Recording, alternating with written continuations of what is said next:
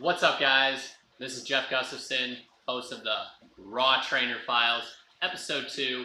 Joining me by another Jeff, Jeff Hain. Not as big, but still pretty big. Raw Trainer Files, remember, this is uncut. There's no redos. There's no retakes. There's no filters. This is just what we do and what we are. Today we've got a pretty interesting topic I'm actually really excited about because it coincides a little bit with some other passions of mine. I'll let Jeff introduce it, and we're gonna get our discussion on. Yeah, so today we're going to talk about alcohol and fat loss. So can alcohol impede your fat loss progress? So yeah, just going to kind of start off basically. So alcohol does inhibit fat burning during its metabolism, but as long as you are not over consuming calories throughout the day, you are not going to gain extra weight from drinking alcohol, right? So once again, energy balance is going to be king here. So energy balance, real quick, is basically calories in, calories out, right? So calories in are obviously going to be what you eat. Calories out are going to be your resting metabolic rate, just what your body burns just at rest, right? Okay. NEAT, so any movement you do, fidgeting, blinking. What does NEAT stand for? Non-exercise activity thermogenesis. Boom. So calories you burn just by basically doing regular activities. Just regular activity. Us sitting here talking, moving our hands around, acting like we're all cool. That's neat. Burning some calories. Isn't that neat, guys? And then there's exercise activity. So that's any deliberate exercise that you do, lifting weights, walking, running, anything like that, any exercise activity. And then lastly, there's the thermic effect of food. So that is your body uses energy, to digest food, right? So those are the 4 components of the energy out balance. So as long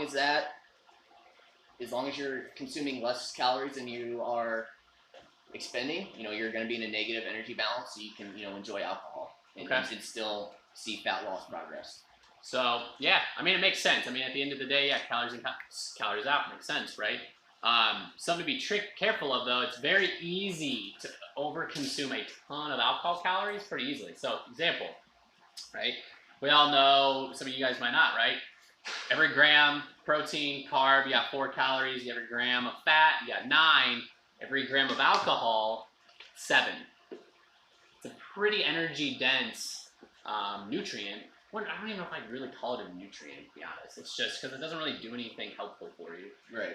It's just makes you feel awesome. But yeah, so you got 7 calories per gram, and I think it's like right around like an ounce of regular liquor, like whiskey, vodka, something like that is like 100 calories for like an ounce. Yeah. So right? so it's important. Yeah, it's important to know that even though you're making the right choice by going from beer to vodka, water, or something like that, but just realize that even in that vodka, there's going to be calories in it, right? So those aren't free of calories. You need to make sure you are still watching that. Yeah, and I've heard a lot of people tell me, it's like, oh, I'm gonna keep it cleaner. I'm gonna drink, vodka and tonic or vodka and club soda or whatever. And that's cool. You're probably gonna get less calories than if you're drinking like a bunch of heavy IPA beers, like I would do. But how many times have you heard a client come back?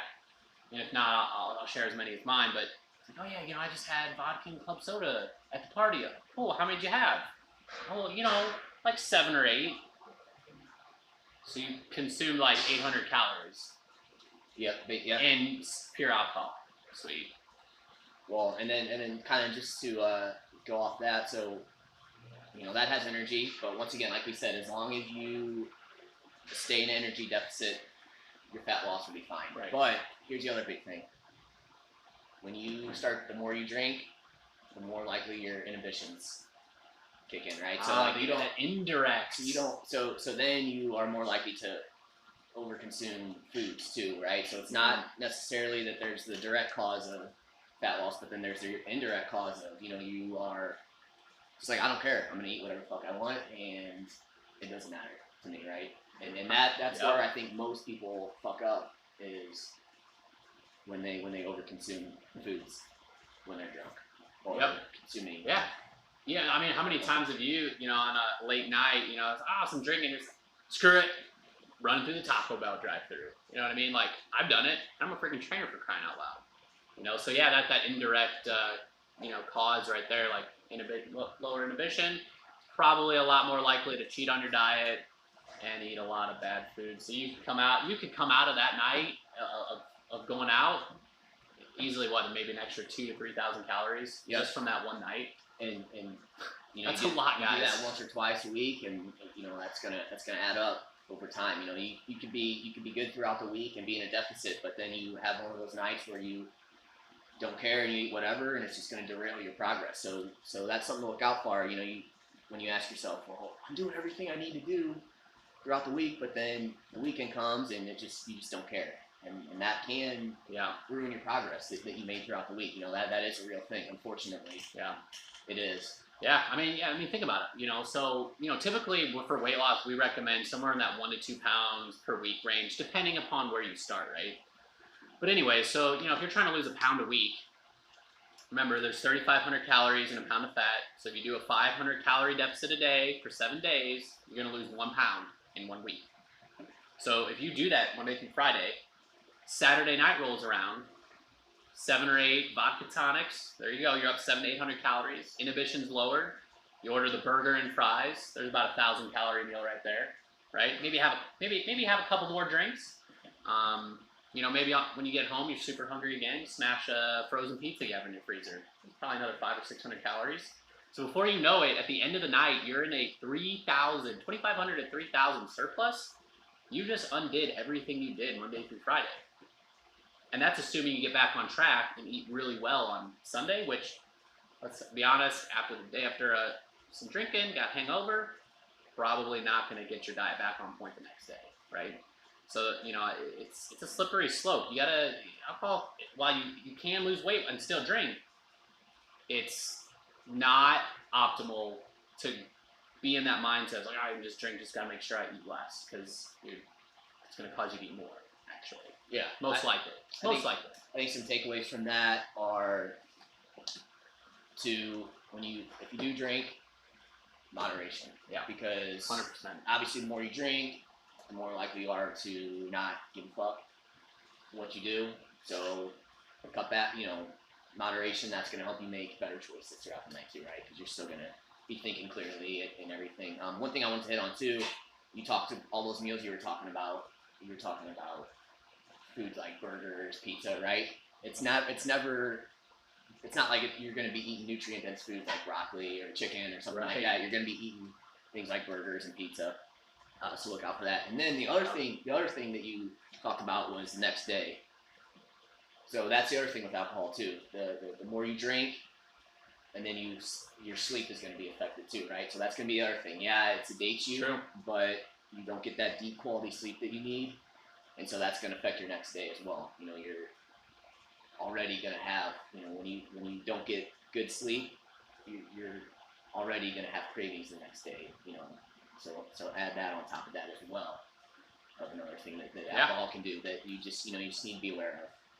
Yeah, 110,000%. I mean, it's slippery. If you just gotta have discipline with it. Granted, if you are gonna, let's say you got a special event, you're at a wedding, you want to have a couple drinks, going for that vodka tonic or that whiskey and maybe Diet Coke is gonna be better than knocking back 5 or 6 beers.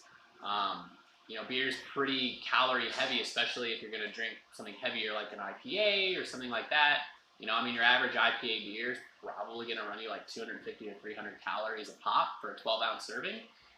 Even your light beers, like a regular Bud Light, you got 110, 120 calories right there. And then from there, you're stuck drinking. You want to go lower than that, you got to drink piss water at that point. How about you? I drink more like 55s. But yeah, it's definitely going to inhibit the weight loss. Yeah. I think another thing too, real quick, is Renaissance periodization talks about this. Israel talks about this. When you consume alcohol, you're essentially going to not only are you probably going to overconsume calories that day, but your body, like when it's in your body's first priority is going to be expel the alcohol. Yeah. So you're going to stop burning any type of fat. You're going to stop building any type of muscle, and your body's only priority is metabolize the alcohol straight up. And when it metabolizes, and if you're not doing a lot, most of the time we're sitting, it's going to get stored as body fat. So, not really good. Yeah, so look out for it. Yeah, so just takeaways, for people, practical applications for people to take. Definitely if you're gonna drink, I would say a couple drinks. Try to eat, some meals are gonna fill you up before you go out, so that way you're less likely to overeat later in the night. And try to drink a little bit earlier in the day so you don't affect sleep. Right. Good So that's point. gonna be. So what you're saying is I should just day drink.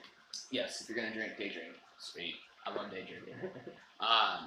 Yeah. Something else, it would be good to do. Like, I mean, I'm not telling, like, I would never tell any of my clients, like, I'm not trying to get them to completely quit drinking, right?